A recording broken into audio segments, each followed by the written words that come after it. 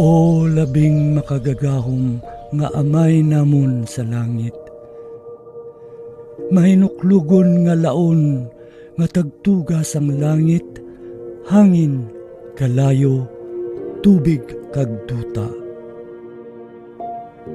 Tanda ining imong timawa, kabay ining pag-ampo, magadulot sa amon sang kabuhi nga himaya.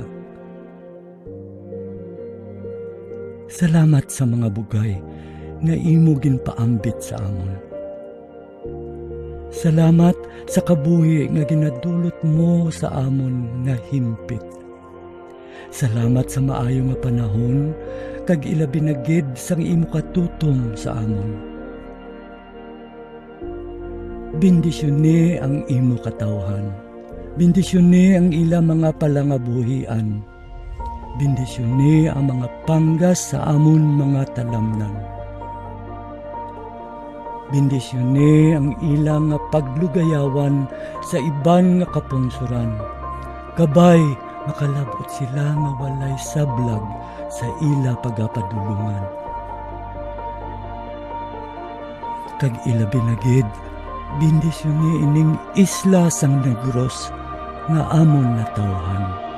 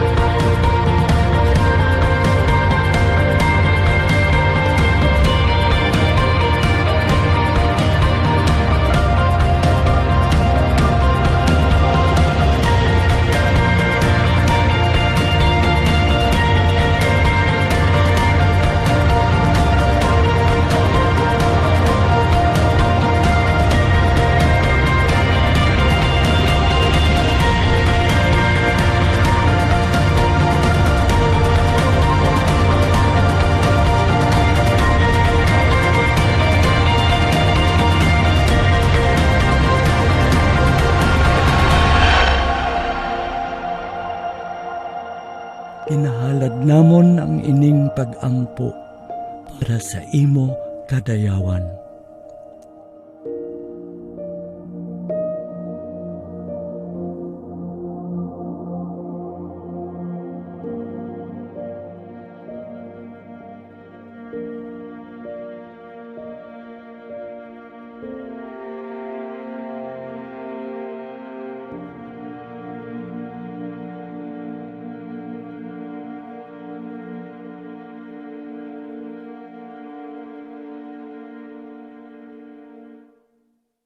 Good morning, everyone. Welcome to the Visayas Islands Visual Arts Exhibition and Conference. And today we continue our virtual conference component.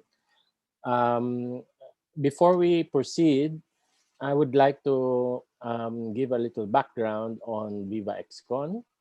Viva XCon is a Visayas-wide biennial which started in 1990 in Bacolod City and whose hosting has since then toured the Visayan Islands every 2 years without fail.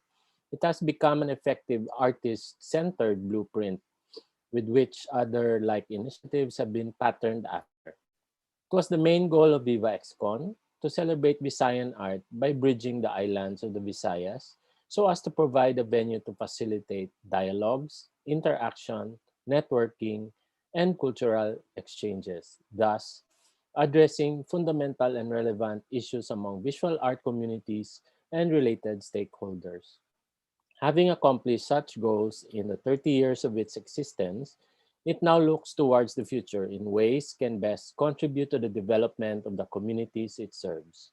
Given our reality of the 2020 pandemic, the limitation imposed by necessary precautionary measures and the impact of such to the mindset of artists, Viva XCon 2020 has recalibrated the festival design to engage creative spirits in the virtual dynamics that is interactive, online, and will bring together the creative community so as to rise the challenge of the times.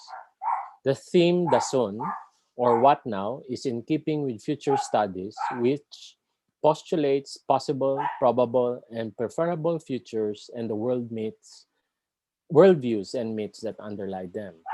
What Now seeks to understand the context and circumstance of the art community in relation to the sectors of the community it coexists with, what is likely to continue, and what could plausibly change. Part of the creative initiative is to seek a systematic and pattern-based understanding of the past and present, promote inclusivity, and determine the likelihood of future events and trends so as to better respond with alternatives towards a much preferred future. Today, we continue our Dason or What Now um, virtual conference 2, which started last December 2021. And now, I would like to introduce the moderator for today's session. Our today's session is Museum Management Projections After the Pandemic. Rica Estrada is a curator whose museum practice runs parallel to her roots in independent initiatives and problematizing gaps in Philippine art history. She was hired by the Cultural Center of the Philippines in 2012 and has served as officer in charge of the Visual Arts and Museum Division since 2015. As head of the CCP VAMD, Estrada has directed projects such as the 13 Artist Awards 2015 and 2018, retrospectives of the national artists Ben Cab and Cesar Legaspi, Danilo Dalena, Romulo Olazo, and Ofelia Galvezon Teki, among others, as well as milestone group exhibitions and publications. Attitude of the Mind, National Artist Jose Maceda Centennial, Tirada, 50 Years of Philippine Printmaking from 1968 to 2018, and Posterity, 50 Years of Art and Culture at the Cultural Center of the Philippines, to name a few. Independently, Estrada is Vice President and of the Alliance of Greater Manila Area Museums and co-founder of Visual Pan and Teaching Exhibitions. Please welcome our Kasimanwa, also from Negros, Miss Rica Estrada. Thank you, Manny. Maayong aga sa tanan. Diri subong. Good morning, everyone. I'm very happy to be moderating our session today. We have two very esteemed speakers for us for our topic on museum management projections after the pandemic. So this is something the museum world has been grappling with for the past year. I think it's safe to say that this is that the unprecedented nature of this global crisis caught us all off guard. And with it comes a lot of speculation about how we can, and more importantly, should we, how and should we move forward once we've all finally overcome it. It's quite apt that this is our topic at the tail end of this long Viva journey, as Viva itself has been such a great example of the resilience of the art world. So without further ado, let's hear from our two guest speakers, with June going first and Nikita after. June? So I will introduce June. Sorry. So Dr. June Yap is Director of Curatorial Collections and Programs at the Singapore Art Museum, where she oversees content creation and museum programming. Her prior roles include the Guggenheim UBS MAP Curator for South and Southeast Asia, Deputy Director and Curator of the Institute of Contemporary Art Singapore, and Curator at the Singapore Art Museum. Amongst exhibitions that she has curated are They Do Not Understand Each Other, co-curated with Yuka Uematsu from National Museum of Art, Osaka, at Tycoon Contemporary. Also, No Country, Contemporary Art for South and Southeast Asia as part of the Guggenheim Art Initiative. The Cloud of Unknowing at the 54th Venice Biennale with artist Ho Tzu Nguyen. The Future of Exhibitions, It Feels Like I've Been Here Before, at the Institute of Contemporary Art Singapore. Paradise is Elsewhere in Germany. Institute for, I will butcher that. I'm so sorry. And other media art exhibitions, Interrupt and Twilight Tomorrow at SAM.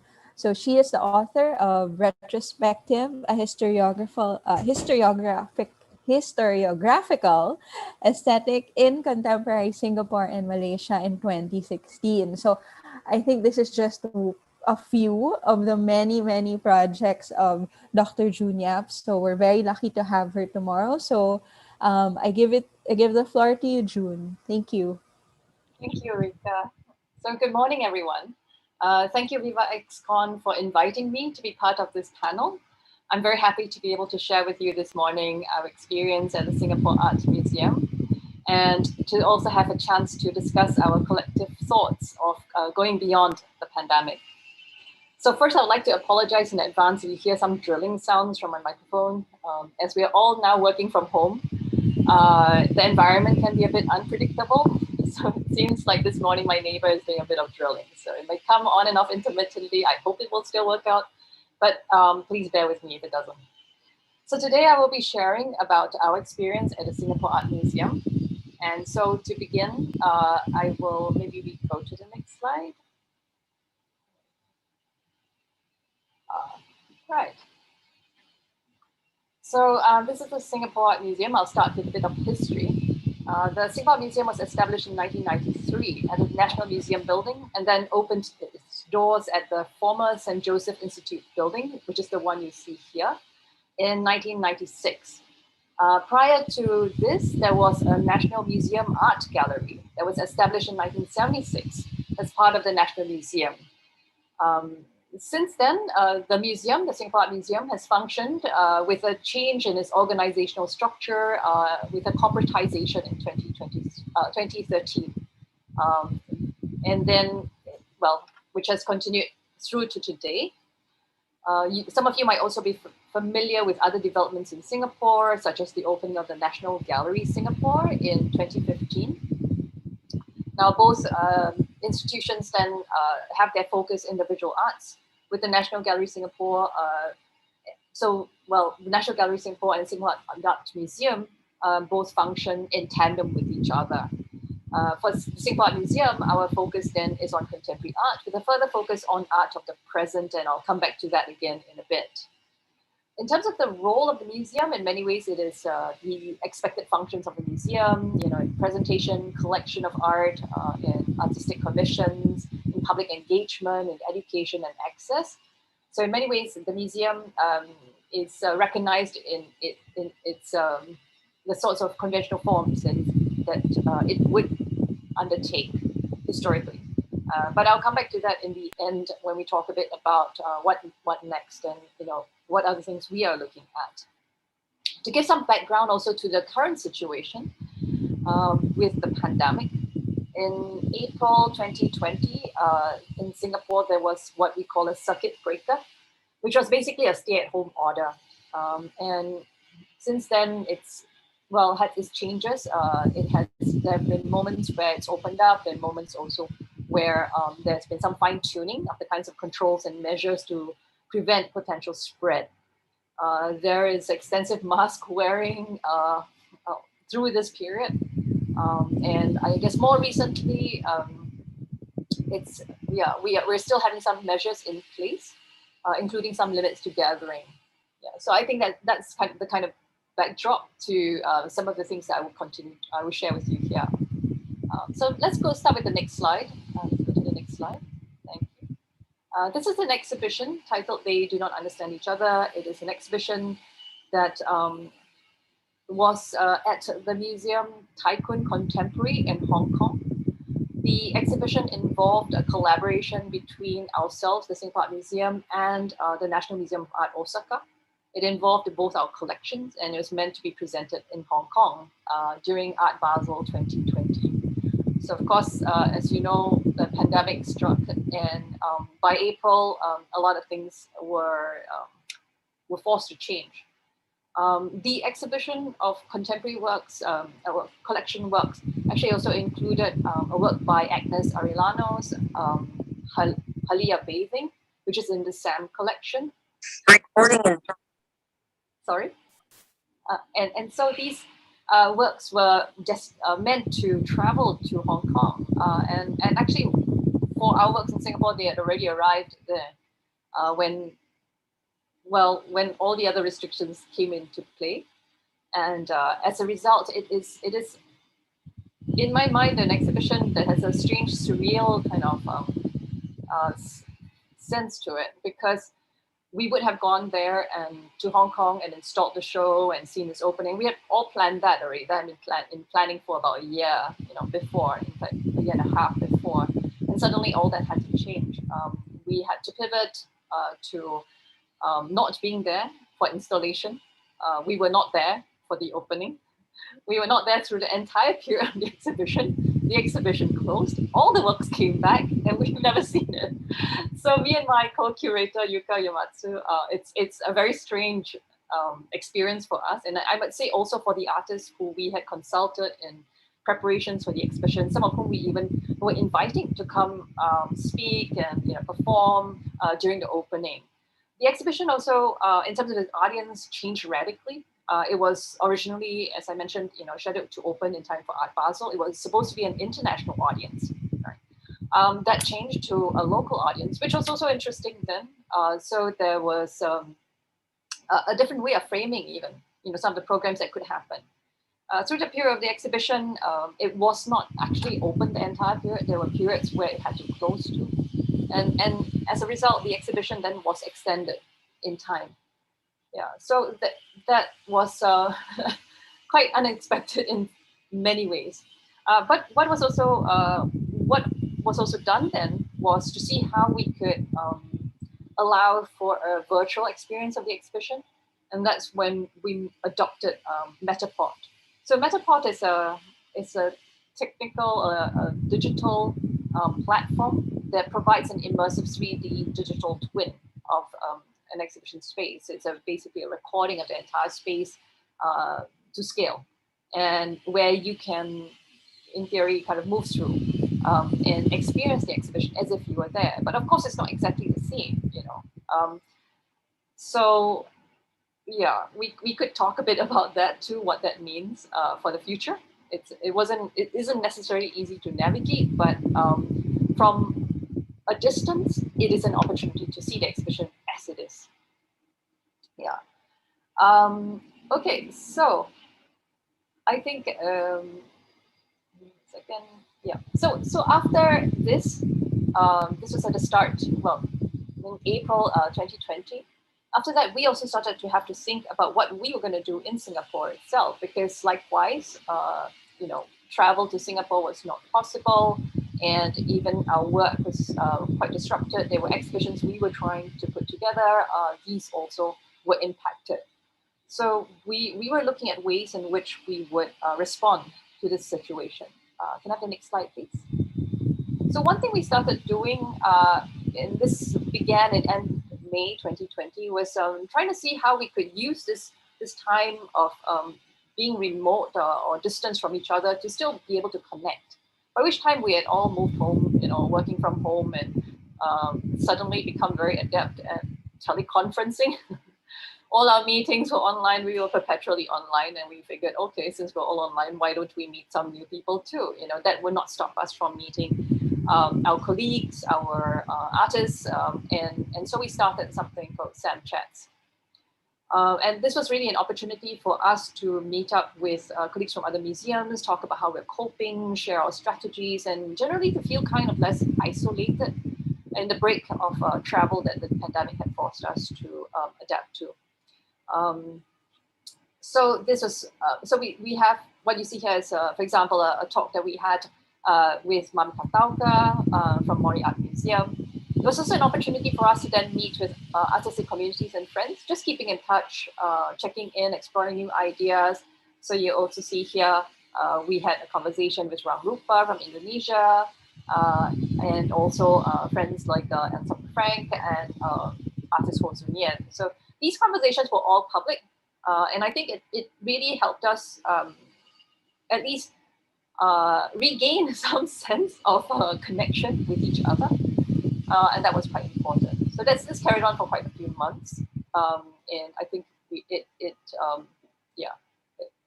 it's something that we still continue to think about as to what that might mean for us in the future. Could I have the next slide, please? Another thing that we were trying to do then was looking more locally, right? So whereas traveling artists, traveling people, audiences was going to be hard. So we turned then to our local community of artists and also our local audiences.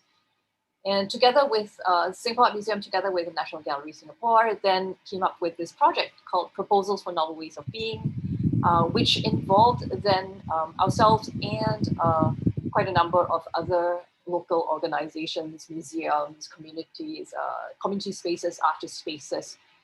So it was a very local initiative with the visual art community to present a series of exhibitions and programs, physical and online, as a kind of response to the changes that have been brought about by the pandemic. So the title obviously refers to the earlier name of the virus itself, the 2019 novel coronavirus. It kind of serve as a reminder that we need new ways of being, you know, as we kind of grapple with what the pandemic has given to us. So you can see on the top left-hand corner, the key visual actually for the project was inspired actually by the rubber band, you know, kind of an idea of flexibility, adaptability, but still binding together, you know, which is kind of the effect we wanted this project to have, that we were to end this all together. So there were two shows. I'm showing you here two of the shows, one of which on the bottom there is Time Passes. This was an exhibition at the Singapore Museum. And on the right, an exercise of meaning in a glitch season. This was at the National Gallery Singapore. Now, these two exhibitions were not curated by the institutions. So, I mean, we, within the institution, we have our work already for us, right? We still have our work and our spaces. But what we were very conscious of is that not everyone else there had it. We knew a lot of artists who had plans disrupted, you know, residencies disrupted, projects disrupted. So we wanted to involve them, and not just artists, but curators too. So we brought in independent curators to produce these projects. And it was really a way for them to, for us to support them and give them a space, right, to talk about what was happening.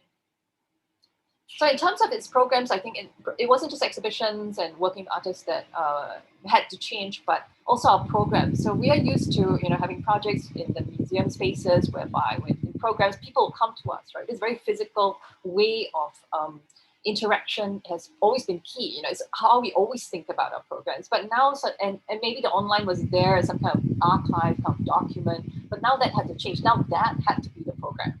And so we had to also pick up new skills as to what to do with these, and remember from the point of time, in around May, there was a deluge of digital programs out there. Everyone was online. Everyone was doing programs. There was a lot of competition for eyeballs there. So it was not just about competing with that, but trying to figure out then what do we provide, what is different, right, for us. So our programs teams, our colleagues in our other departments also had to be really creative about it. So maybe I can show the next slide. So out of time passes, we then came up with a number of things. We started to become more adept, and this is actually one program for the 2 exhibitions, which allowed you to kind of choose your adventure of the 2 exhibitions. And this video was actually pitched at children, 7 to 12 years old. So the level at which the content is produced is really for a younger audience. And you see at the bottom, there are 2 images. The one on the left is actually from the exhibition Time Passes. The one on the right is from this season. So we're going to show you a bit of that video, just to give you a sense of how we suddenly became adept at video making.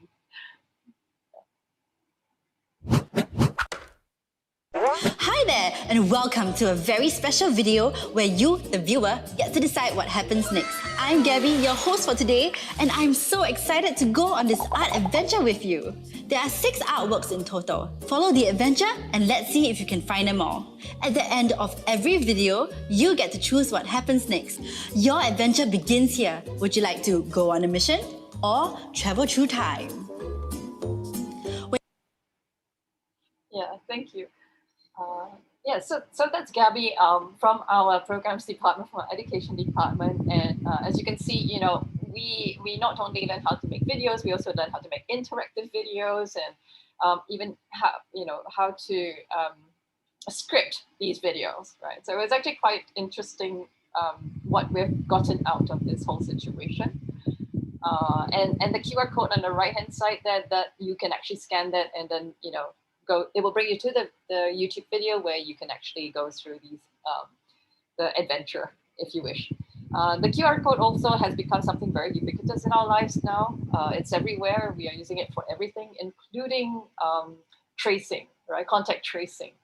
So I think another outcome of the situation right now is that where in the past we would not use digital in this sort of way because there is a barrier. Entry barrier where people don't feel comfortable, they don't want to take out their phones, they just want to be shown what it is, right? Like don't ask me to do something else on top of this. But now it's so normal, everyone is walking around with their phones. The moment they see a QR code, they without question they would access it. So I think that's also interesting. I mean, there's a change of behavior. Will that revert in the future? I'm not too sure. We can talk about that too. Okay, so on the next slide. So the same went for our other education programs, and we have an education gallery. It is where schools would have brought their students, to learn about art.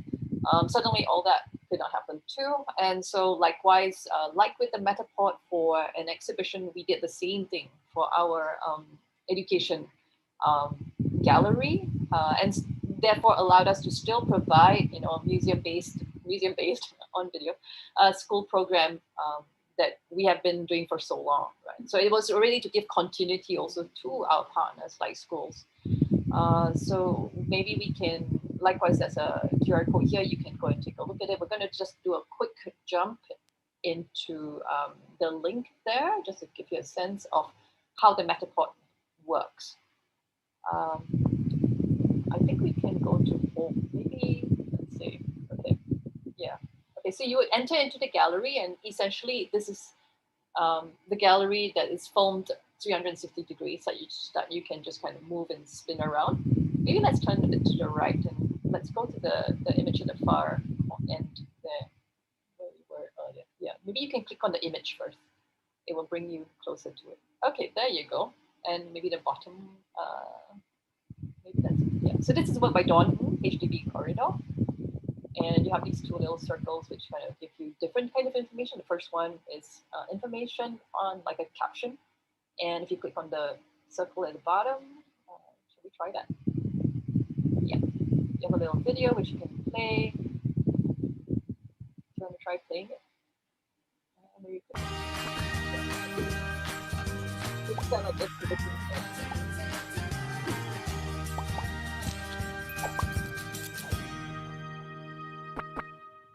Hello everyone, I'm Jessie and I'm here to introduce to you a fun activity. Okay, thank you. Yeah, so just to give you a sense of, what we could layer into some Metapod platform and therefore still have this kind of environment for schools. Yeah, okay. So then let's go to the next slide and I'll continue to bring you through some of the other things we did. Thank you. Yeah, so we have a film program, and during this time, then we thought, everyone's stuck at home, you can't really go out, but let's find some way to still have that film program. And so we started this project 2020, which is an open call for people to document their ideas of home in Singapore 2020 through a 3-minute short film that was produced in 48 hours. So 20 films depicting 20 ideas of home was selected from the open call. And was then showcased on our website and YouTube channels. Yeah, so it was also a way to reach out to public, for them to capture what they were going through and for us to then support them in this.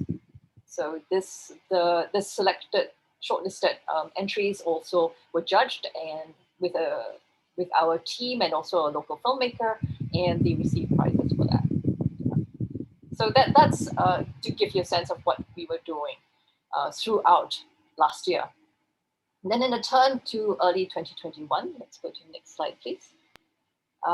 We then, with some optimism, we could come back and maybe stage some shows. We started planning for January, and we were quite lucky in that we did manage to have some exhibitions. So these were the early exhibitions we were doing this year.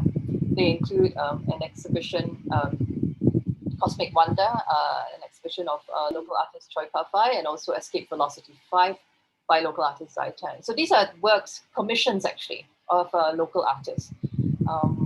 They were very digitally based, but that also has to do with some of the developments that we're moving into, some directions that Singapore Museum is going into.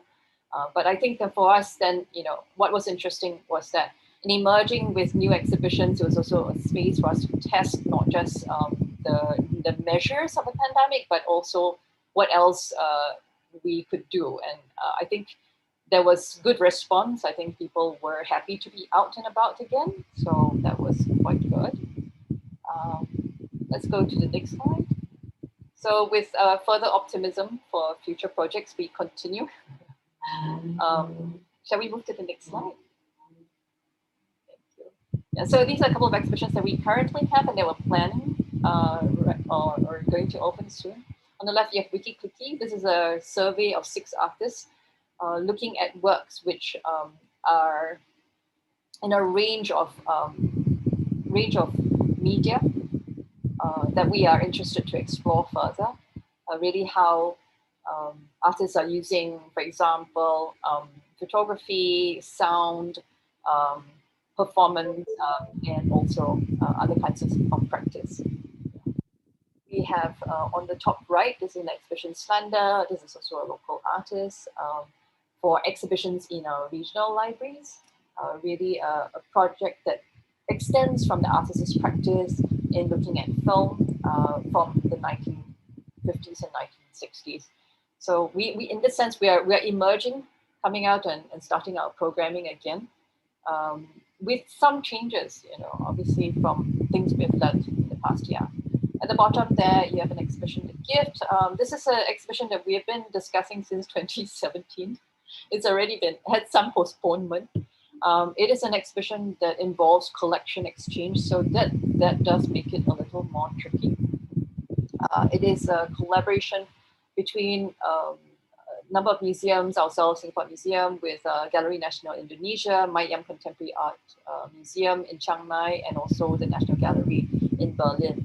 So this is a project that we are hopeful that we will continue to be able to open by in the next few months, actually. And with that, perhaps we are moving towards exiting the pandemic situation, hopefully. Yeah. So my last slide here is says what's next. And really, I think that's where we are at right now, trying to anticipate what we're going to do. But as I mentioned earlier, our buildings are under redevelopment. And along with that redevelopment and in looking at how we would like the Singapore Museum and the National Gallery to work in tandem with each other, we at SAM have also been thinking about our curatorial directions. And for us, then looking at contemporary practices, practices to the present and contextualizing these, towards what it might mean for us looking ahead. In that sense, our work is going to be very much within the community of artists, very much thinking about the relationships we have with our communities, thinking about not just artists also, but publics. How do we start to link our publics and our artists? So these are some things that we're thinking about already as a museum, but with what we have learned in the past year, I think that has also changed our approach in these areas. So for one, I think digital platforms will have a bigger role. I think the past year has also given us opportunity to think more in a more distributed fashion, to not just think about the museum as a site and a space, that a terminus, right, for all these things. There are other ways in which we can engage our audience and other ways in which our artists also want to work. And yeah, just going beyond the edifice of the museum itself, as a kind of space, a kind of fortress for canon making, to become a bit more porous. But that's it, really only time will tell. Only time will tell whether these changes are real changes, whether we manifest them in such a way, or do we revert back? I think it's yet to be seen. I think I was having a conversation recently with colleagues overseas and really talking about travel, like how do you start to anticipate travel in that with all the restrictions that have occurred and changed how we think about what we do, how do we start to transition out? There is also a transitioning out that needs to be thought through and considered. It's not gonna just revert to what it was. So maybe I would love to have a conversation about what you think also about that. Yeah. Well, so with that, that's the end of my presentation. Thank you. Thank you so much, June. So for just a reminder for our participants and viewers, feel free to type in your questions in the Q&A box or in the Facebook and YouTube comments box. We'll get to those after our next speaker. So now let us all welcome our next speaker. Nikita Tai is Artistic Deputy Director and Chief Curator of Times Museum. She has curated exhibitions such as A Museum That Is Not, Jiang Zi, If This Is a Man, You Can Only Think About Something If You Think of Something Else, Roman Ondak, Storyboard, Pigtail Elephants, 1 Hour No Room 5 Shows, Pan Yu Liang, A Journey to Silence, A Man Who Never Threw Anything Away, Omer Fast, The Invisible Hand, and Zhao Tao, The Ridge and the Bronze Mirror. And also Neither Black, Red, Yellow, Nor Woman, and Candice Lin, Pigs and Poison. She initiated the Para-Curatorial series in 2012 and launched All the Way South, the research network a research network in 2016. She was awarded the Asian Cultural Council Fellowship in 2019. So welcome, Nikita. Thank you, Rika, for the introduction, and also thank you for the invitation of Viva XCon. I'm also very happy to be put into the same panel with Singapore Art Museum, which probably you will have a very different, I will present a very different kind of institutional landscape in comparison with Sam, because I've worked in Times Museum since its inauguration at the end of 2010. And from my short bio, you might be able to see that I'm mainly an exhibition maker, a curator. So of course, my daily job also involves a managerial role and also long-term strategic programming of the museum. So that's why for my presentation today, I'm going to go a little bit further than just these 2 years of the pandemic periods, to offer an overview about Times Museum's history, and through this urban conceptualization of the Pearl River Delta proposed by Rem Koolhaas and his publication titled Great Leap Forward, published at the end of 1990s, as well as through this anthropological term, low-end globalization.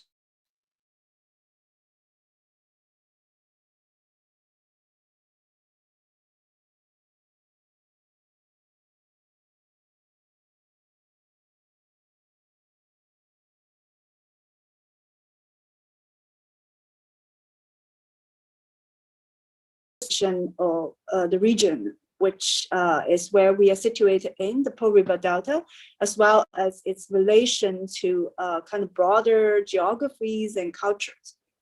So the title of my presentation today is Witnessing the Situated Manifold of Global Processes. Next page.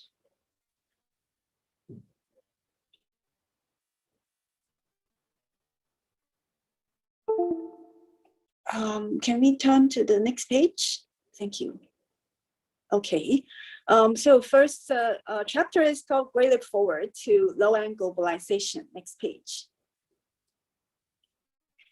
Great Leap Forward is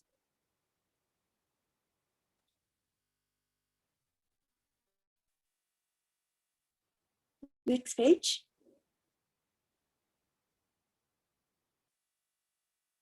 Great Leap Forward is a 700 pages publication edited by Rem Koolhaas and his architectural office of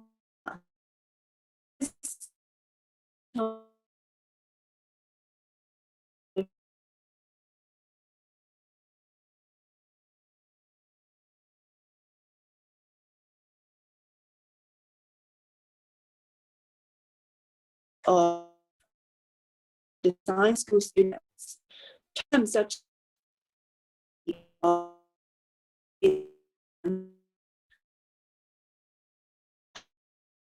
landscape of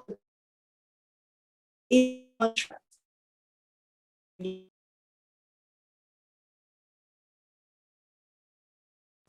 I think we're experiencing some technical difficulties. We lost Nikita for a bit. Nikita, are you back? I think you're muted. Maybe I will move. Yeah, maybe just Can you turn give off me your video. maybe 1 minute? I will move to another location to get a better connection. Sorry. Sure, Okay. sure. Sorry. I will have to move. To remind our audience, you can put in your questions in the Q&A box or in the comment on Facebook or on YouTube. So we're gonna have the discussion Q&A after Nikita's presentation, and I think we have a lot of time for questions. So feel free to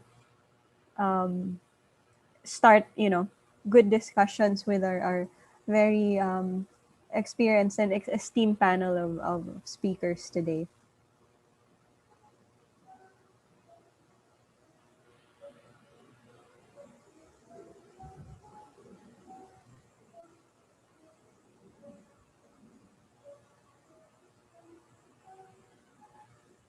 Maybe also while we're waiting for Nikita, I can plug the last session of Saturday next week. Okay, I'm Are you back. back? Is the signal fine now? Yes. You're a bit choppy, but can you try speaking? Okay. I think you're muted.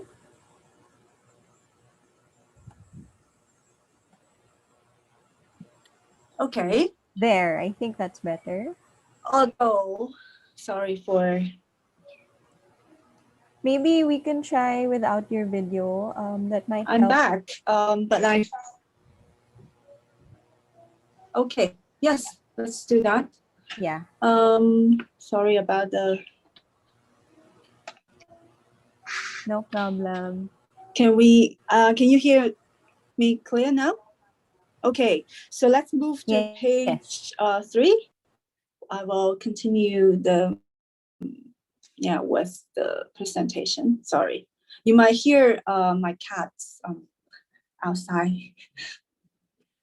So Great Leap Forward is a publication published by Ram Koolhaas and his architectural office, OMA, in the end of 1960s, which essentialized the kind of chaotic, unbalanced development, especially the urban development of the region called Pearl River Delta. And the definition of Great Leap Forward means the conversion of rice paddies and villages into postmodern villas and office towers. This sentence still kind of vividly offer a picture of Times Museum, because from the image in the background, you can see a few that still have a household of farmer, but that the image was taken in 2008, and at the far end, there is a block of residential buildings, and Times Museum is situated on top of an 18-floor residential building. Next page.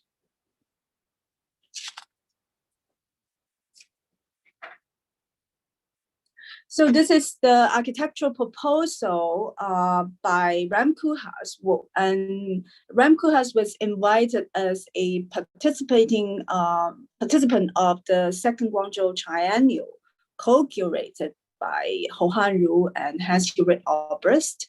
So the kind of immediate context of Times Museum is unique, which is intertwined, also interwoven with a very particular kind of community environment, but also the landscape around the museum have been transforming dramatically in the past 10 years. So I myself, and as well as the museum, become an engaged witness of this urbanized process. The Pearl River Delta was in fact a geo-economical construct promoted by the market economic reform pioneered by Deng Xiaoping in his Southern China tour in 1992. So it has been subjected to a constant top-down reformation and also regrouping in the past 30 years. In 2017, developed cities of the Pearl River Delta were renamed as Canton, Hong Kong, Macau, Greater Bay Area, while the PRD identification based on the indigenous Cantonese culture was displaced by the geopolitical interests connecting the region with South China Sea and the Pacific Rim. But I also have to emphasize Times Museum is actually a private nonprofit institution funded by a real estate corporate, which actually offer us a quite some space for autonomy that is free of ideology of the state. And so Times Museum does not work with a collection. Although as a response to the pandemic, we are also thinking about the long term, maybe constructing or building a collection might be a more sustaining strategy. Next page. So the decade from 1990s to early 2000s saw distinctive developments arise within the once peripheral contemporary art scene of the Pearl River Delta region, will in part as a result of the combined forces of China's explosive economic growth, also found throughout Asia in general, and the twin projects of modernization and urbanization. And this is one very important retrospective I co-curated with Hou Hanru in 2016 of this artist group called Big Tail Elephants. They are also a young group of artists in the early 90s who initiated exhibitions in non-art spaces, which at that time contemporary infrastructure did not exist in most of these big cities in China. And the practice are kind of manifest bottom-up agencies of artistic production and develop self-conscious resistance to the South-North, East-West binaries. And two of the artists of the group had passed away, but the exhibition prompted us to redefine our institutional positionality in relation to the longer history of the region, as well as its connection to southern imaginations and geographies. Next page.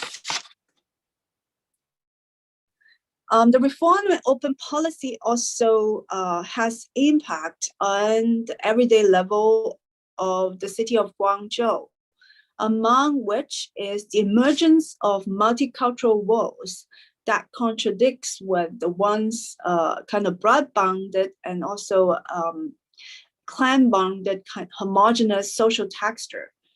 Involved from its port city kind of history and legacy, Guangzhou has become a trading center for fast-moving merchandises, such as clothing and also electronic products, connecting Guangzhou with Africa.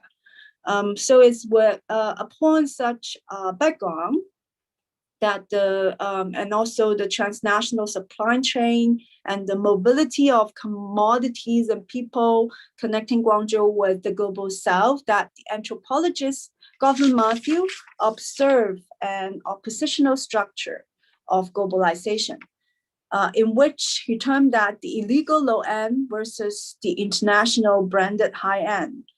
But this populist imagination also soon permeates the media portrayal of Guangzhou, which depicts the city as an enclave of cultural conflicts. And Matthew's fieldwork points out the intersectional aspect of globalization that is charged by gender, class, and race, but at the same time also reaffirm the global hierarchy of developed and developing, center and periphery. Next page. And in view of kind of polarized, I would say, pandemic world status quo, we think it's important to challenge such dualistic categorization. So Times Museum initiated an exchange network called All the Way South since 2016. The image here is one of the Paracuratorial Symposium contextualized by such exchange network titled South of the South, Rhetorics of Geography and Imageries of Delinking. This initiative and exchange is a critical response to the diverse processes of self-denization across the border of nation and ethnicity. We collaborate with cultural makers and institutions to create new geographical connections across diasporic memories and experiences, and try to bridge artist observations of our trans-regional society with the academic and scholarly community. And we prioritize inquiries that unfold over time and across disciplines, and provide funding and resources for projects that are usually marginalized by the art market in China. Next page. So this is one of the commission we supported and funded, and I think this work was presented in the last Singapore Biennial by artist Mahi Woknier, titled Nashin. Next page. So in summary, Times Museum is a contingent product of cultural encounter, which conceptually extended Rem Koolhaas' ideal of Great Leap Forward, harnessed by the international curatorial framework of the Second Guangzhou Triennial, proposed by Hou Hanru and Hans-Jürgen Albrecht in 2005, and negotiated, materialized, and challenged by local cultural agencies. It registers the situated efforts of cultural makers to transform an architectural ideal or experiment into something that makes sense to the local people and public from the region.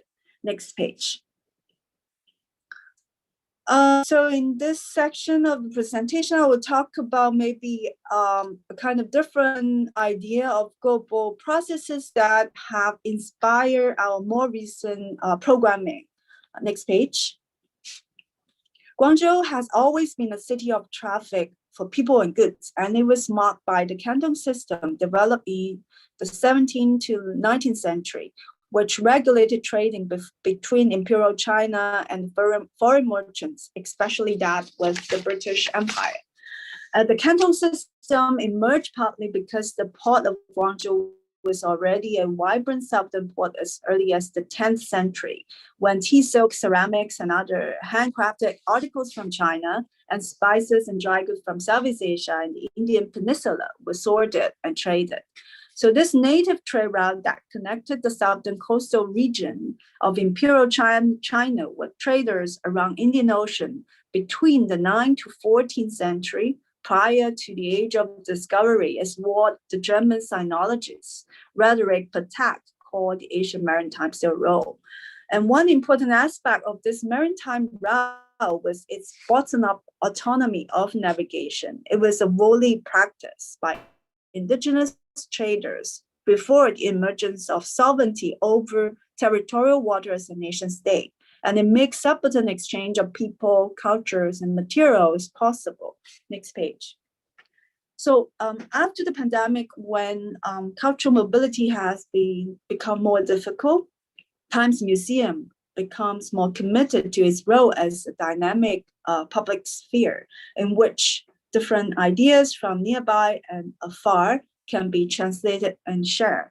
I'm personally very inspired by Su Ling's publication, Cities in Motion, when she talked about the port city, quote, in particular, is an appropriate site to ground cosmopolitanism, given its status as a node within global commercial, migratory, and intellectual flows, and its ability to attract inhabitants of diverse backgrounds. Here, cosmopolitanism is not an abstract ideal, a condition of migration or exile, but a process of negotiation between diverse communities participating in a dynamic and shared public sphere. So that's our kind of re-strategize of Times Museum's role public sphere.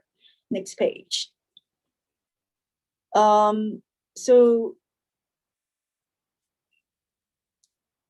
Next page, thank you.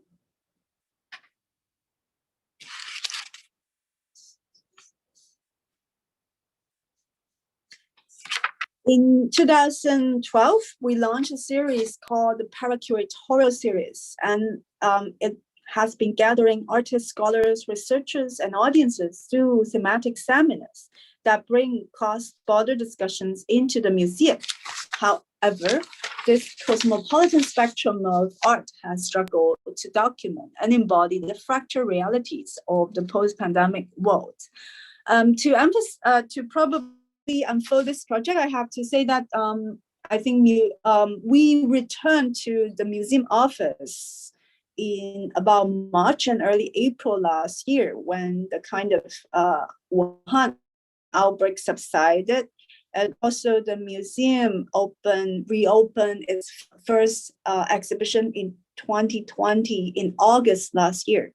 So since August last year, we are now installing the 4 exhibitions, and we also receive actually a bigger visitor number after the lockdown policies loosened. And so we launched a very special kind of edition last year. It's called Paracuratorial on the Move, the Fleeting Union of Portals. It takes treaty ports as a site to review histories of colonial imperialism and the capitalist system of free trade, in which material exchange across continents and oceans gave birth to the convergence and divergence of cultures, societies, rituals, and images. Next page. It actually means that we took a trip of 2 weeks to travel southward along some of the port regions and cities, including Ningbo, Fuzhou, Quanzhou, and Xiamen, and finally return to Guangzhou in October last year. It is a collective exercise to forge new ground for public engagement and a fleeting attempt to break out from temporal spatial constraints of exhibition, as well as the detached materiality of museum display. So these are some of the images of the events and site visits we carry out during the trip. And along the travel, we also welcome public to join our tour.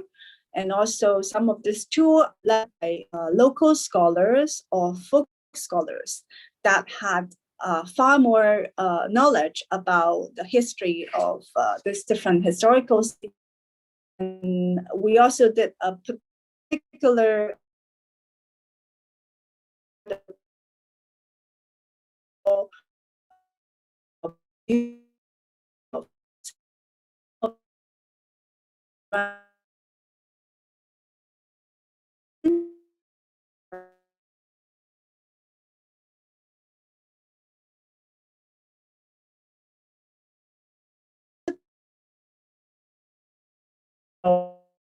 and I find out comply with Times venue is next page. Thank you.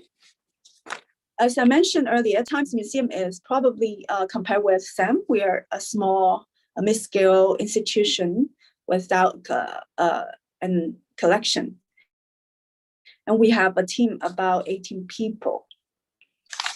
So the last section of the presentation is called Redefine Regions Beyond Exhibitions.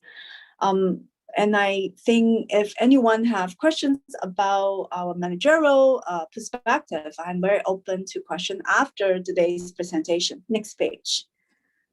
One important reflection after the global crisis of the pandemic is probably the recognition of what Anna Singh called friction and its unavoidable impacts on culture and our ecosystem. As cultural institutions, we need to negotiate our positionality with the awkward, unequal, unstable, and creative currents, which in return also shape our future strategies and identifications. Next page. So since we opened, we had almost like an emergency kind of discussion and gathering when we all returned to the museum office in early April last year. And we were concerned that the audience or our young visitors will adapt to the experience of like maybe shopping or viewing short videos online rather than the temporal spatial experiences of visiting a museum. And so we had discussion about how to kind of reform or restructure or think of decentralized exhibitions and to form assemblies, which to disrupt a certain kind of friction of infosphere, maybe not just say something in one event, but rather in a series of through a series of different platforms and different kinds of gathering, be it online or offline, virtual or in real spaces. So that is one of the kind of structure we develop, mainly focusing on something beyond exhibitions, including like seminars online or offline. Some other format called co-learning walks, which means we walk out of the museum spaces to really reach out to a more diverse communities. We also launched 2 series of podcasts since early last year, and a kind of thematic digital journal that not only include scholarly writings and essays, but also commission artist presentation, particularly for the platform. And also we are renovating our ground floor space to transform it into an auditorium and theater space, which aim at maybe future programming of performance, such as lecture performance and also theater projects. And we have extended some of our all the way south residency exchange network to a new format, which is a digital residency called Maritime Portal Residency. Next page.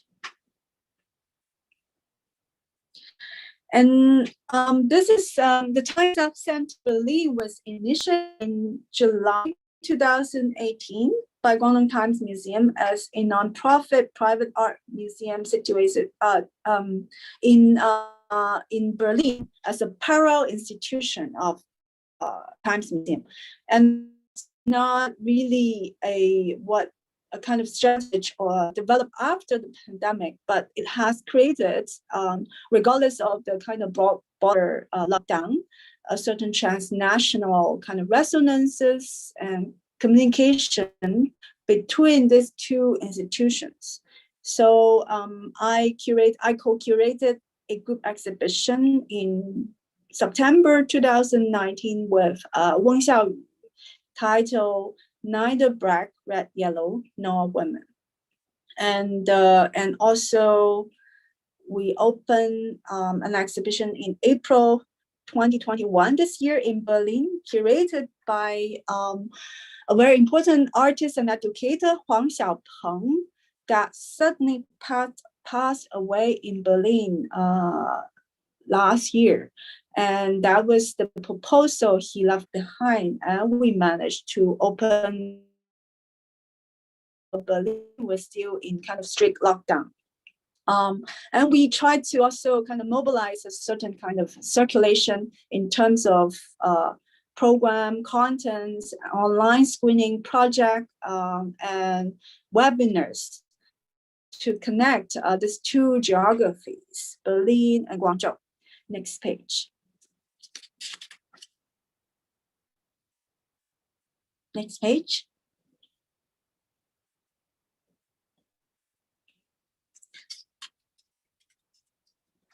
So this is some new program, mainly online program that we launched since earlier last year. One is the thematic online journal, the first issue and the second issue. It's the first one is South of the Self. The second issue is a constellation of intimacies. We can maybe have a quick walkthrough after I end the presentation. And we also, in response to kind of impossibility to travel across border, we had initiated a series of podcasts by kind of monthly, centered around concept of diasporic imaginations, and also a certain kind of conflicts and confusion that embody some of the struggles, especially responding to intellectual and artist communities in within the region, but reaching out to also artists who are living and working in New York, in Berlin, and in London, and more diverse kind of geography. Next page.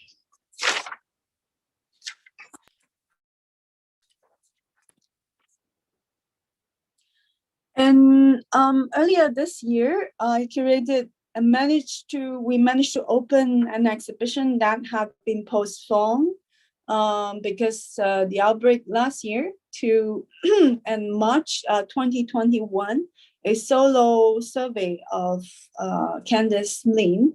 It's titled Pigs and Poison. This project was kind of inspired by a recent speech also by anthropologist Xiang Biao. He drew an analogy between today's food delivery riders who had helped to deliver food to our home while everybody worked from home office. And he claimed that these food delivery riders trapped by the algorithmic system can be compared with indentured laborers of the 19th century, work in the sugarcane plantations in Latin America. And he referred to the mobility system of global capitalism that exploits precarious labor in service of its closed circuit of efficiency. As long as the workers' dehumanized bodies continue to sustain the flourishing of the world, the capitalist illusions of economic circle will not be disrupted. So through this solo survey of Pigs and Poison, Candace Lin links her long-term research on the histories of addictive plants, viruses, migrant labor, colonial goods to the city of Guangzhou. And she registered many racist descriptions and stereotypes when researching the colonial records of coolie workers' suicide in the Caribbean. This dehumanizing rhetoric towards indentured labor or migrant workers has gained a new life in today's globalization and immigration policies, where immigrants are often described as virus spreaders or drug addicts. Our control and containment of viruses today are still based on separations between different human beings, between human and non-humans, and between bodies and things. A sort of divide and conquer in the sense of colonial modernity. It is easy to forget how race, labor, border, illness, and medicine have connected people of color across all continents in long lines of history.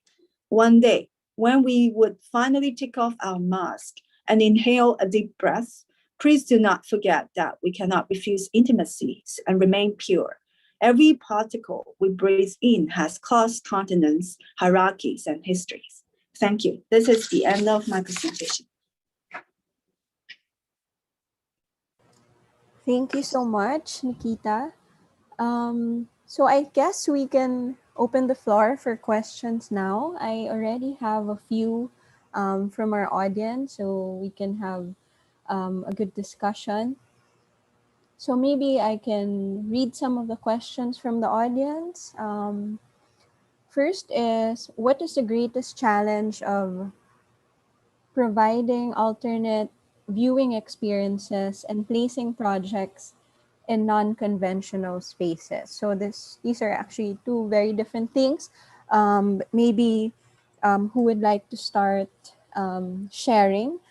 Just also so Nikita and June have a background of what our situation is in the Philippines. So we're actually still on lockdown here, with some areas in stricter with stricter quarantine measures than others. The National Museum of the Philippines actually just opened today on a limited capacity. They opened for a few weeks, I think, in March, and then they had to close again. But today, I think they're opening again. But the rest of the museum community hasn't opened. Although some galleries are open also on a limited capacity, but pretty much we're still in lockdown. So you have an idea. So I guess this is a question that might be able to help some of our viewers. So yeah, what are the challenges, and maybe what are the tips or advice that you can give in terms of alternative viewing experiences and placing projects in non-conventional spaces. Who would like to start? Shall I start? Yeah, please, June. I think we are all going through the same situation, albeit in different sorts of ways, and so it's a lot of testing. I think for all of us, I wouldn't say even what I presented earlier, the ways in which Singapore Museum had dealt with, the problem of, say, presenting works, the problem of opening shows, or bringing audiences to us. I wouldn't say that is necessarily the answer. I think we are testing it out ourselves. So that's the stage it is. But as to the greatest challenge, I mean, obviously there is that initial level, right? Of what do we do with the forms of the things we're used to? For example, an exhibition, a space, right? Congregating a certain sort of way. That would seem to be the immediate challenge. But I think really the bigger challenge is actually uncertainty. The fact that we can prepare all we want and we don't know, because we're so used to preparing for a time much ahead, right? We plan exhibitions a year ahead. We're not used to having to change all our plans in a month, in a few weeks. So that uncertainty actually still is something we are very much grappling with. The other thing I think is challenging is actually how we value our work. So again, back to the initial model, right? We're used to numbers. I have, so many people come through my exhibition. I have, so many people we reached out to, we engaged with, what they did, how much time they spent, that's how we have been measuring things. But I think this situation makes us think about our value too. What does it mean for something to be meaningful? What is enough? And I don't have answers actually to that. Maybe Nikita. I can also maybe offer some, actually Guangzhou, because I talked about the history of port region and port cities. And in fact, Guangzhou, recently we had a kind of a little bit of a small outbreak of pandemic compared with like 0 cases for almost a year, because Guangzhou had been accommodating, I would say 80% of international traveler that returned to China in the past year. So the recent cases was connected to someone, I think, returned from South Africa and probably carried that variant from India as well. So some of the regions of the city are in kind of down again, but temporarily. And but in general, China is very strict. It's like the policy is like 0 cases policy.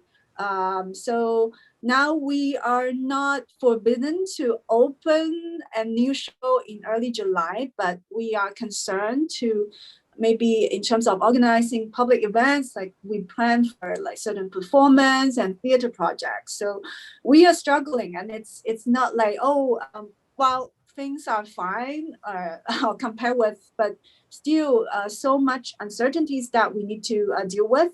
Also, end of last year, we opened an exhibition that in collaboration with Cadiz Foundation, curated by Hunjun Kim. And since you can imagine, no artist or curator can travel internationally around that time, so we kind of managed to we call a Zoom installation, right? But with so many works, like multi-channel videos are particularly challenging with online or remote.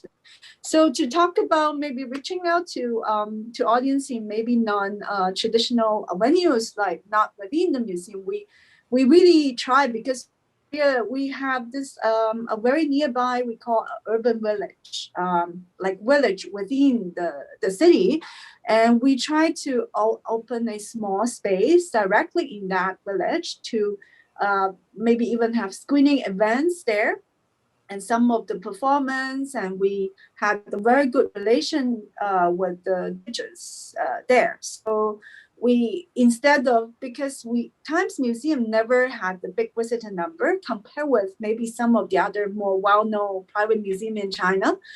So we decided to reach out and also think of like maybe we have to accommodate a very diverse but continue to engage this diverse public in through different events rather than approaching a certain number with maybe something that is impactful. So another policy we adapt after the pandemic is we change our ticketing system, like pay as you wish.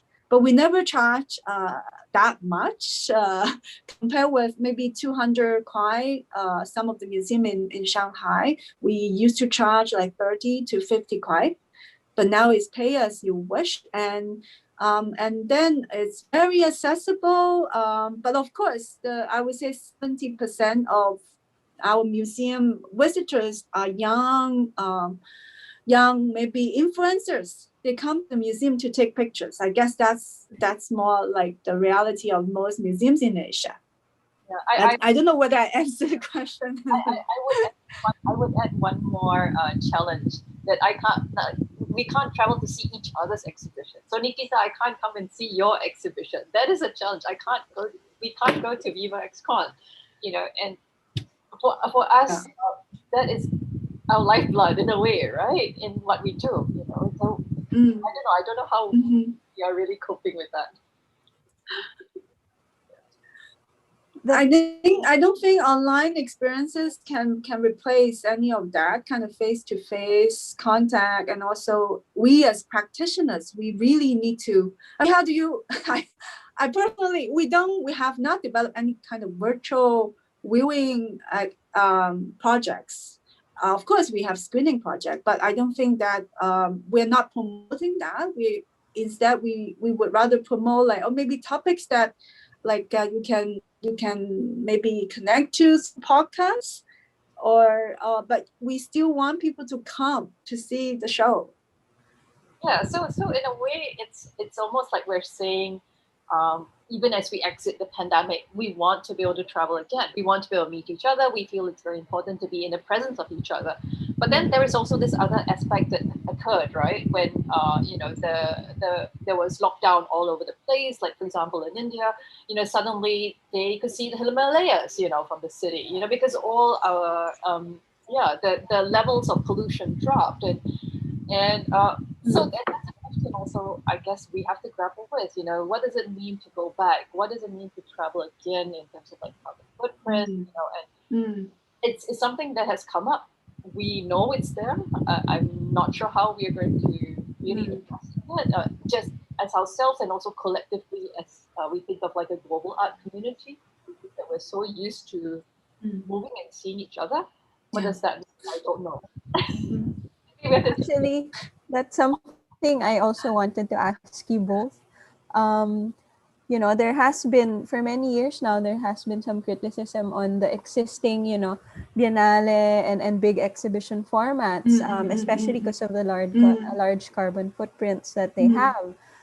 So as curators that work in a predominantly global space or, wanting to work in a global space, can you share any insights on how we can improve this inherently problematic and also very exclusive for exhibition and curatorial formats? So this is particularly relevant to our audience today, since actually Viva is one of the oldest biennales in Southeast Asia, but it's very unique. It's very unique, and it started,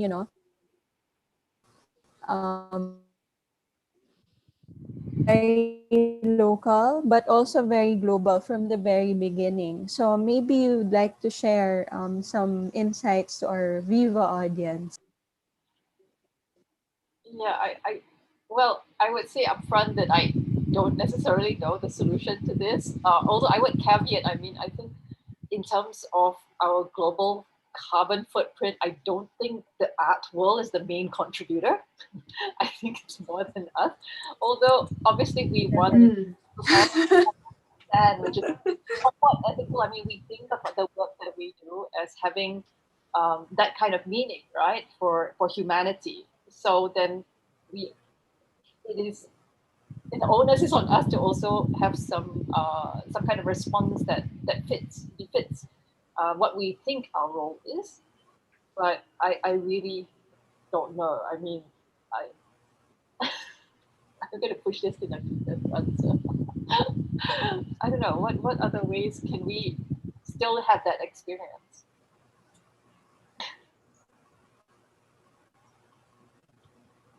Nikita, would I you don't know whether it's the like correct to- way to say, but I do miss exhibitions. Yeah, I don't know whether it's correct to say that, but I miss visiting exhibitions and meeting people. I don't know. We have participated in so many online events, I guess, since last year, but it really cannot compensate for the kind of friendship, particularly friendship, but even sometimes when you're meeting artists, like where their studios are located in the city, or like the relation of a certain area with some of the major cultural infrastructures of that city. It's all part of your knowledge. How, I don't know. And I guess, I don't know, in the past year, some of the biennials really became a local event. I felt like it's kind of a pity. Like I wanted to see the Guangzhou Biennale, but I think nobody, none of us had the chance to do that. And we can only see photos on Instagram, and that's it. Yeah. It's problematic. And I would not like kill the biennial so like quickly, because it's still a way like for us to connect to some of this more or less kind of abstract concepts, right, from afar. And particularly now, how polarized our globe or the whole world has become. And information, is so much friction. Like we think of course, the circulation of news and all that, like, but it's like more frictions you can perceive online.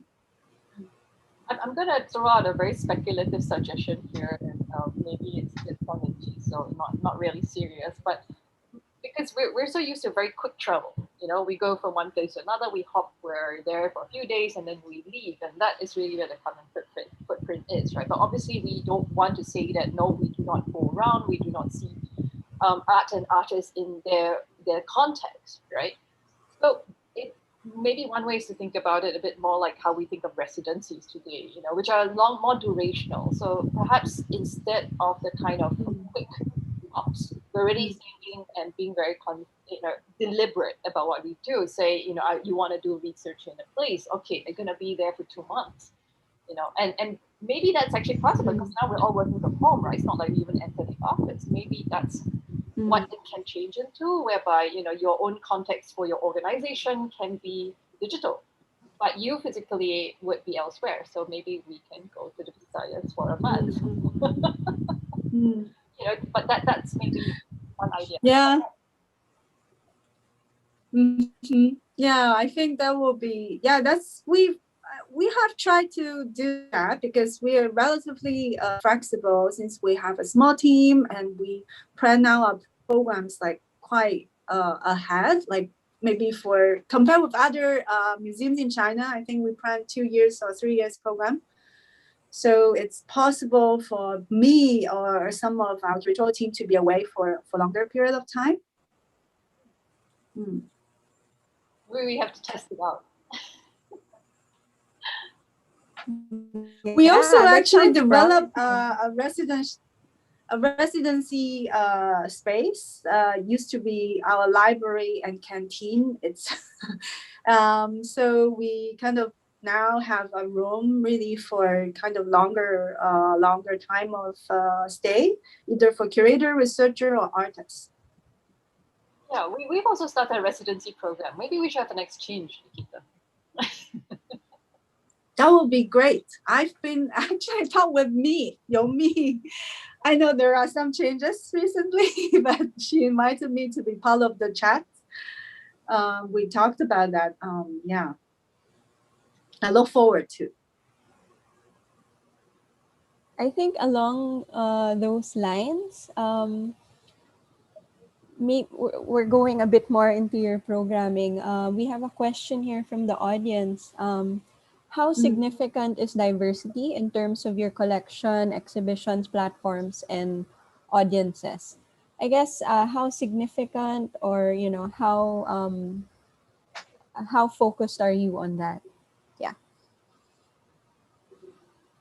Would you like to start this time, Nikita? We don't have a collection, so maybe June can talk a bit more about collection. Yeah, we are exploring kind of the idea more or less conceptually. Okay. All right. Maybe there are two parts to this. So one is collection-wise in terms of diversity. Singapore Art Museum's collection is it's kind of Southeast Asian largely. That's largely been its focus, and it has been since the beginning. I think it has got to do with some initial fields of interest from even pre-independence periods, and that has continued. So in a sense of geographic, geopolitical spread, there is that allows for certain kind of comparative view of it. If we're talking about diversity in other senses, I think if maybe on the aspects of I'm not too sure how best to answer this, but if we're talking about things like gender, which I know has been an issue also with many museum collections, especially museums in the West, which are looking at how it's proportions of male or female artists in the collection, then yes, I think ours is probably something we still need to work on, but also to work on at a broader level, not just in terms of collecting, but also in the art world itself, right? We're talking about, artist opportunities, we're talking about professionalization, we're talking about, the kind of circles and visibility. So I think there probably some work to do there. But when you think about diversity also in terms of inclusivity, I think that's a different kind of subject. And I would say that our approach has very much been historical as well as maybe the sorts of discursive subjects which artists are interested in. So as insofar that artists themselves are interested in certain types of topics, even if they are topics which are represent very specific communities, we would be interested in that. So in other words, it's not necessarily a deliberate act, but really the fact that for us, understanding what artists are doing is important. And if there are artists who feel that this is an important subject, for example, certain communities are not the conditions of a certain communities, and they introduce these subjects into their works, then these are things we would present. So very much from an artistic perspective. I'm not sure if that answers the question. I think you both actually presented some examples of how your museums have been doing this. Maybe not, diversity in terms of giving voice to a broader audience. So yeah, you had you did show some examples of this, but maybe just to add to that, maybe we can ask what is your definition of the public sphere, or how do you how do you curate, how do you select, and how do you decentralize? Like I think Nikita mentioned, decentralizing exhibitions and forming assemblies. Maybe that's something you'd like to expound on. Yeah. Mm-hmm. I can also probably share a little bit of background in terms of like three sort of centers of like contemporary art field in China, like Beijing, of course, have stronger, I would say, institutions and also commercial galleries, but mainly present artists from within China. So it's kind of China-centric perspective of Beijing, and also because like the cultural policy in the past 5 years have been very impactful in terms of censorship and all that. And so being in the center is actually restrictive in terms of what kind of program you can develop. But then the other kind of forces, I would say very strong forces, are in the market, the art markets. And so Shanghai is the center of the art market. and in the past 3 years, have been a lot more blue chip, I would say, international art market that had opened their spaces in Shanghai, so that Shanghai become the kind of frontier of China's welcoming or opening to the international art world. And a lot of the museums in Shanghai were actually initiated by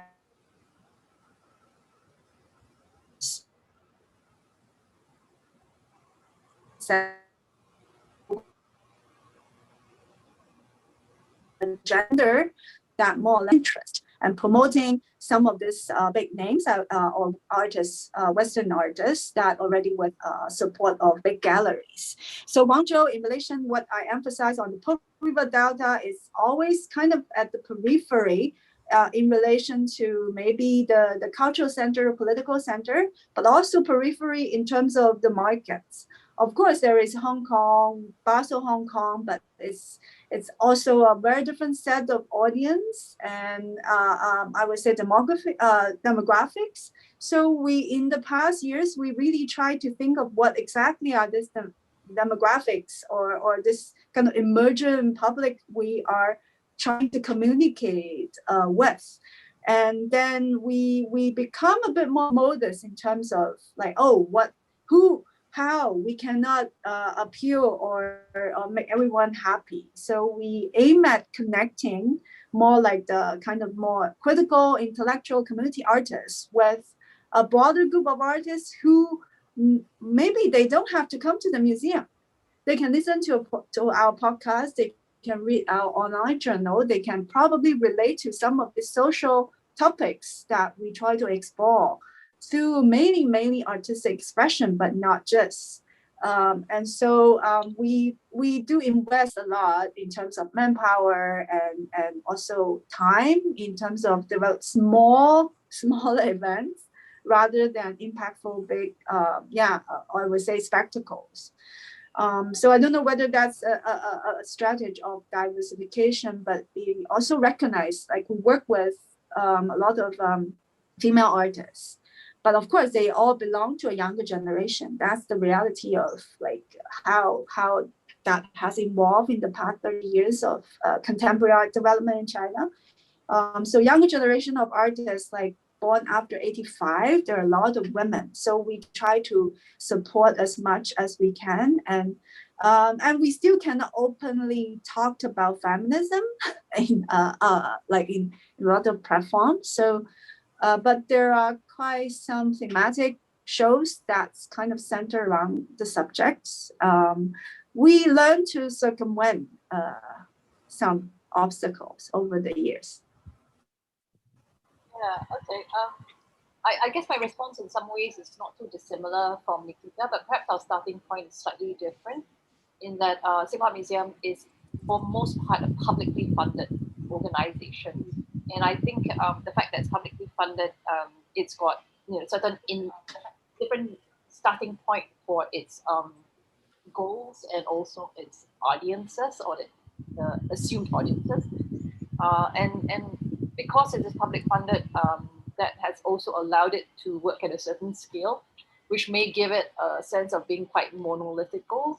But I think that's exactly what we are also trying to kind of change. And one thing that we've been thinking about moving forward, not just because of the pandemic, but as a museum itself in relation to what the National Gallery is doing and in view of our redevelopment, is to see how the museum can be a bit more representative of our constituents. And when we talk about constituents, we use the term constituents because we are not just thinking about public, we're also thinking about artistic communities, we're thinking about scholarship, we're thinking about even other museum partners. We think of all of these as the network that we need and that contribute to what we do, in as much as are the audience for what we do. So that really has made us shift how we think about how we maybe conceptualize our programming, our exhibitions, our projects, the subjects of what we want to do. Because now we're not just thinking about ourselves and trying to position ourselves, we're thinking about what are others thinking, how do we become part of this larger landscape, right? And when we think of it that way, then in a way, the museum as an edifice, as a monolithic space, as a, what I was mentioning, like kind of a canonizing space, starts to change. The edges of it start to blur. It starts to become more porous, and the museum as that thing, that solid interface disappears. It starts to fade into the background and allow for these conversations really to be at the forefront. And that's what we've been thinking about. I mean, that's what we are going to be trying to do as which incidentally works well with, thinking post-pandemic also, because we now seem to have some skills on applying these ideas, right? And perhaps we've tested some things out, perhaps some things we're less afraid of, like having something that's completely online, having something that is distributed, something that is durational as opposed to a concerted and focused event. Now it's across time. These are things that we ended up having to try now, and maybe that's interesting for us to continue to, but with a different reason in mind, not just a pandemic anymore. Yeah. Yeah, I think it's kind of, that whole strategy and that whole, that kind of plan is actually, can actually move us forward through this pandemic in a more, I guess, it's never smooth, but in a little, smoother way. I have a question here from one of the founders of the Viva Biennale, Pee Roldan, saying hi to June, saying it's great to see you. Norberto Roldan, his question is, may I ask, what does Sam think about NFTs? Is this something Sam considers as a new form or new media which we shall see or experience in Sam's programming? Will NFTs be part of Sam's collection in the future? Yeah, NFTs are the hot thing now, although they've become slightly less hot more recently with prices not racing as they were. Yes. But I would maybe, so we actually have some thought about this, and I can give an answer that's in two parts also. I mean, to think of NFTs in two levels. One is its relationship to cryptocurrency. I think when it comes to cryptocurrency, obviously there's a different kind of field. It's a new field for a museum. We do not obviously have cryptocurrency ourselves. We do not trade in cryptocurrency. We are not usually, we are not immediately able to utilizing it in the way in which retail investors can, right? So that is a big jump. But the other side of NFTs is the works that are being, which are digital works effectively, right? That are utilizing NFT as a platform. Now, when it comes to digital works, I think that's something we are already looking at. We've been doing it, I think, since we started collecting video, since we started collecting, works that may be some kind of code or programming, or and even digital images, right, which are in files. And these go back to all different types of formats, which we have had to think about, okay, converting or somehow legacy longer term preservation strategies. So time-based media has, in a way, given us an opportunity to think about digital material already, which we do and will continue to collect. Now, the aspect, however, of the cryptocurrency part, it's complicated, but it's interesting to watch. I think we don't rule out the possibility of being able to be on board that, although I don't know, there's so much information and views on NFTs right now, from the more conservative, which is, cryptocurrency is too volatile, really, for, but that is also the reason why it's able to charge such prices in such a short period of time, because it's really free frontier, right? It's Wild West out there. But is that something that the museum invests in, that I have to talk to our board. I don't know. I can't answer. Yeah, it also goes back to some of our earlier discussions on the environment as well, right? On the effects on the climate, and also at the same time, it's on the other end of the spectrum. You have something that's artists feel is very inclusive, and sort of like leveling the playing field, so to speak. So many issues within that one topic.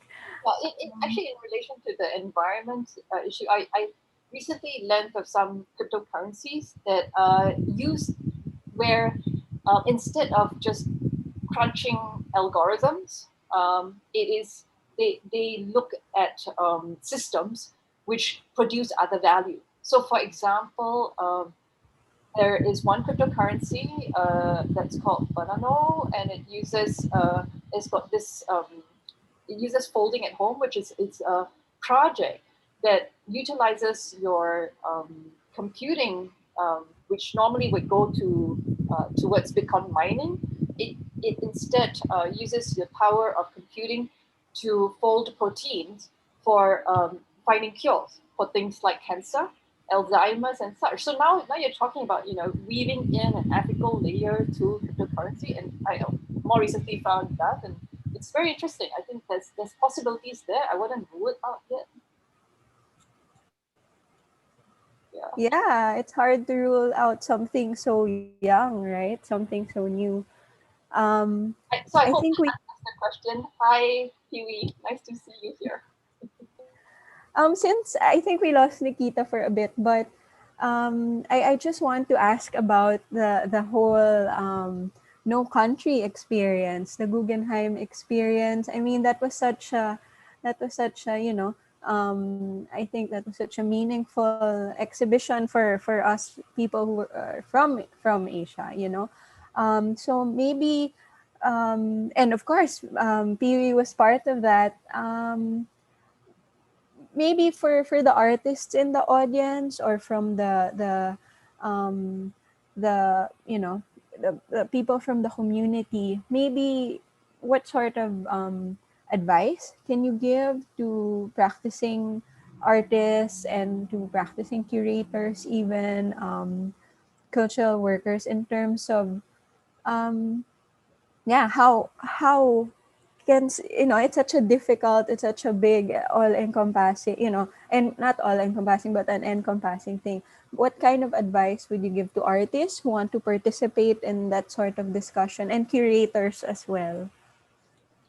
I think one thing about that project is that it had a lot of visibility because it was at a global level, but also it was really looking at a variety of spaces and connections that could be made because of the scope and resources of a project at that scale.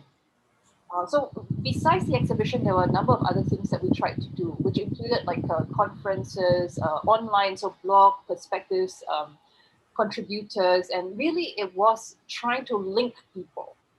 So in effect, it wasn't just about the exhibition itself, and I think that's where the longer term effects of projects like this come in, and that's where I would also say is a useful skill, although we were just talking about not flying around so much. How do you connect with each other, and for these to be seen as longer term kind of relationships, right? That you build upon. That I think is key, because in going into a project like this, it was also a lot of longer term relationships that have been built that I brought into it. So I knew Pee before the project itself, and because I knew what he was doing, that really helped. And so it's really that. It's not, I don't think it's something you do on the spot. I think a lot of our work is cumulative. Like you were saying, Viva XCon, it's over the years, right? That you are now where you are, and that's really how I don't know. I mean, that's my experience of the art world. Definitely. Sorry, I was absent for a short period of time. I hope things are going okay there, Nikita. Maybe you could a question for both of you. Maybe a more practical question. What was it like installing shows virtually? I mean, that's something that I'm actually preparing for. So maybe this is a question for myself. But what was that like? Um, I I worked on two shows that were both installed virtually. I think with video works particularly challenging in terms of adjusting also like angles of the screens, like volume. How do you like? I kind of became the agency in situ for the curator, but all the judgments more or less on me rather than like, okay, whether sometimes the curator or the artist want to create a more autonomous kind of sonic sphere. Sometimes they want something like the volume adjust bigger, smaller. It's really so you have to be a little bit, I don't know, for curators and artists who have to adjust to this from afar, a bit more open to local judgments. And the second show I installed was with Candice Lim, but she is a very well-planned artist with a lot of experiences. So she actually managed to come visit the museum prior to the pandemic. So all the floor plan, but since we a lot of the materials like organic production, I would say organic materials had to be produced. So she provided recipe, and we worked with a lot of interns and also volunteers who like we make actually alcohol with spices inside and some of the kind of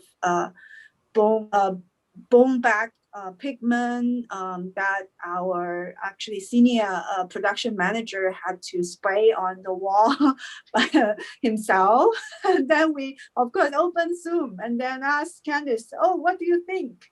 A little bit more black here or less here? So that's how we managed.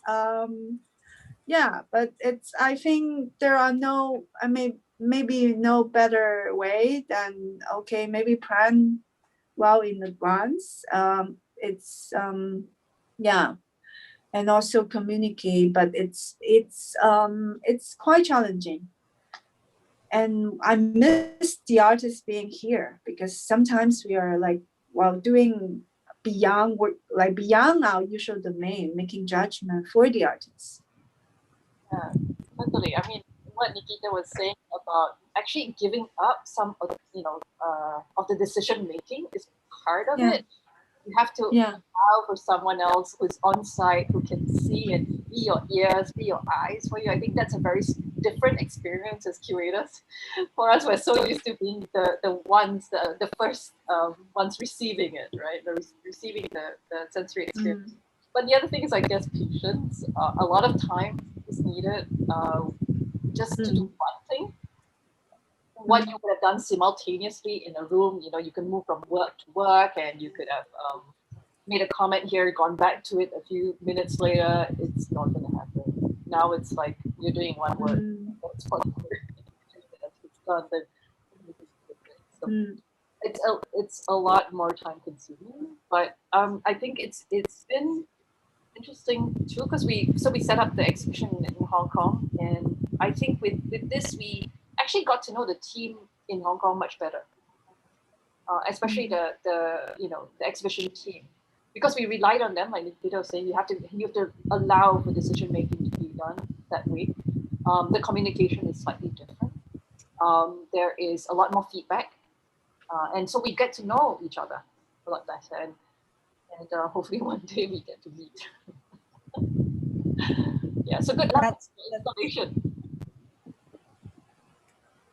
Okay, I'm being told that we have to end this in a bit. Maybe as a last question, you both of you mentioned sort of changes in behavior of your audiences after you were able to open. Maybe we can end with something along those lines. You talked about for Nikita, you actually had more visitors after you opened, and then for June, you talked about how people were more open to other forms of technology like QR. Um, what are the things that you've learned from your museums, and maybe um, what are your yeah, maybe advice or forecasts for the future. Maybe we can end with that. I think also response to what June brought up before, we used to spend like probably 1/3 of our time traveling internationally. Now we get to have time to pay more attention to our immediate kind of contexts and communities. But I also realized, like, because museum visitors in China are young, but we over the past 10 years, I also witnessed a certain kind of growth in terms of what we presume that our audience understand or not. Because of course, contemporary art has a relatively short history, and also contemporary museum.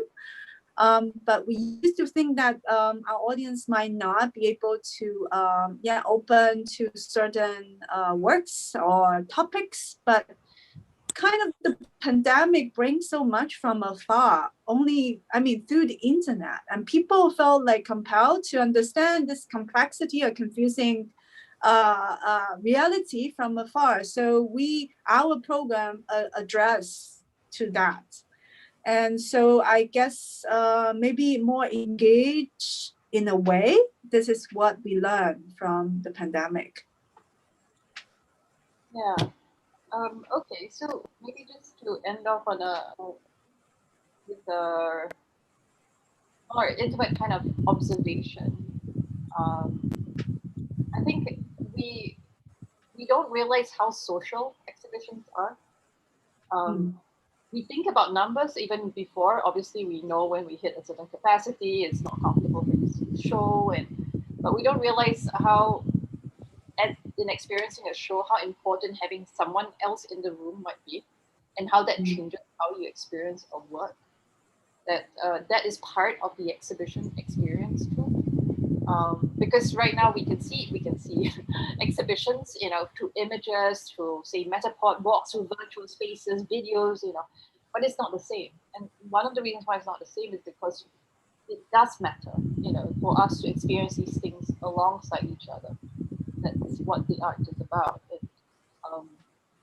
I don't know how that actually affects what we do, but perhaps it's just an observation of that. And but then maybe it's something in the future, when we think about presentations, we are also a bit more sensitized to that effect. All right. I think on that note, I'd like to thank our speakers today for your time, for sharing your experiences so candidly.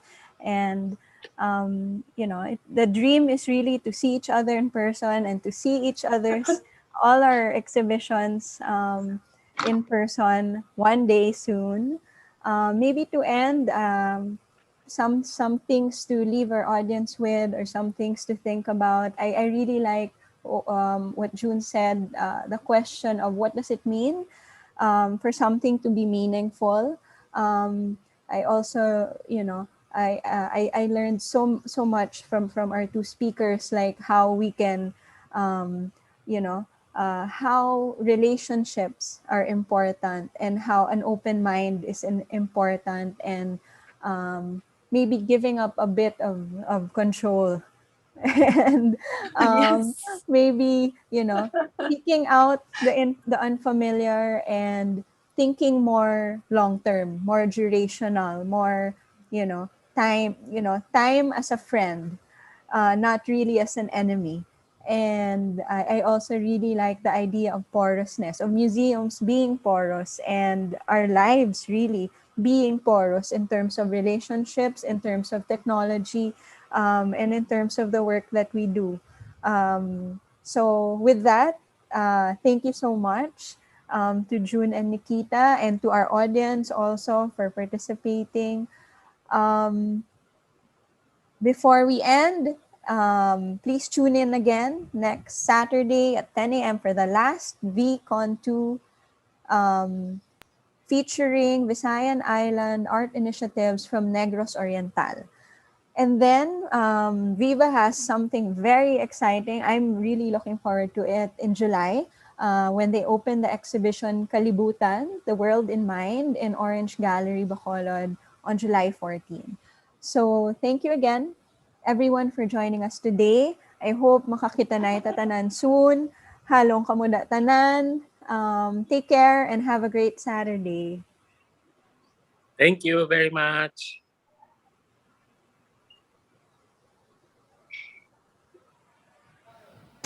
Thank you, Rika. Thanks, man.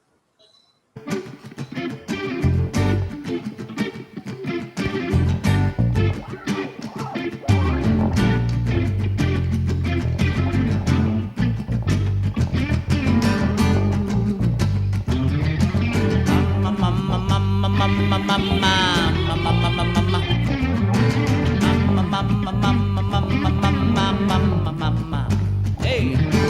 Ang mga uwak gahulat sang akon kamatayon, dion na nga bag-uhon ang banas sang panglakaton.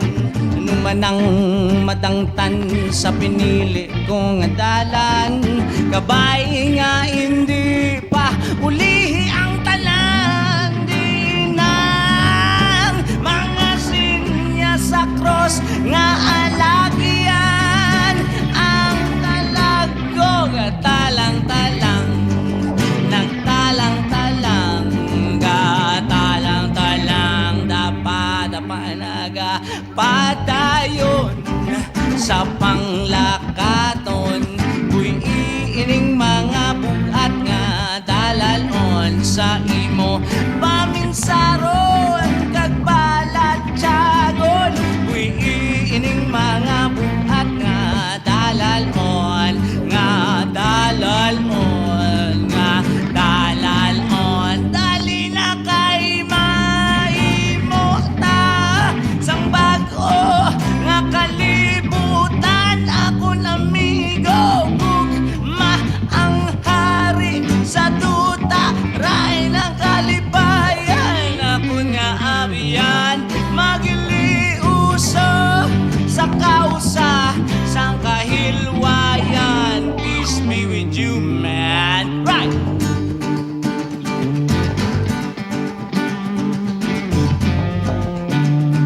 Come on.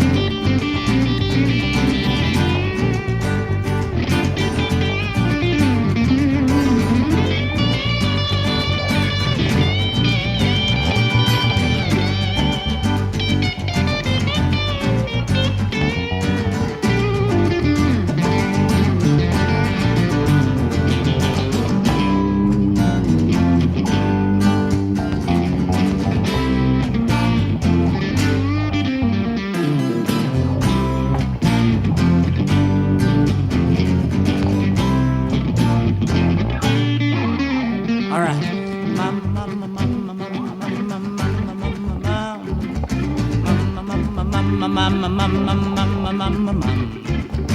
Yeah, pa pa pa pa. Yeah. All right. Feeling the blue. Yeah.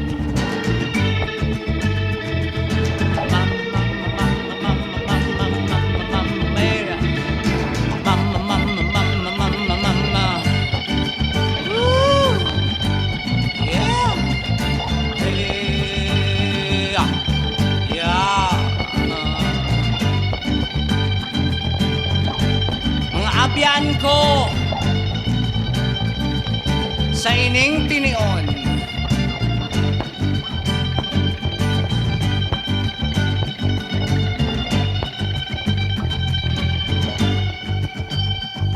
ipabutyag sa katawhan ang imong nga nabalan. Ang kaalam ngaging bungkal sa kadutaan, ipalaplag mo sa hangin ang mangunod sining sugilanon para mga tubang hangkat sang henerasyon. Tanga mga katauhan nagtuhaw sa kadutaan. Ibalik ta ang balanse sang kalibutan. Mahimo ta sang bag-o nga alagyan. Padulong sa promisa nga katutaan. Ako lamigo, tugma ang hari sa tuta. Ray ng kalibayan, ako nga abiyon. Magiliusa sa kausa, sang kahilwayan. Ang paghidait, yara sa imo, kag yara man sa amo.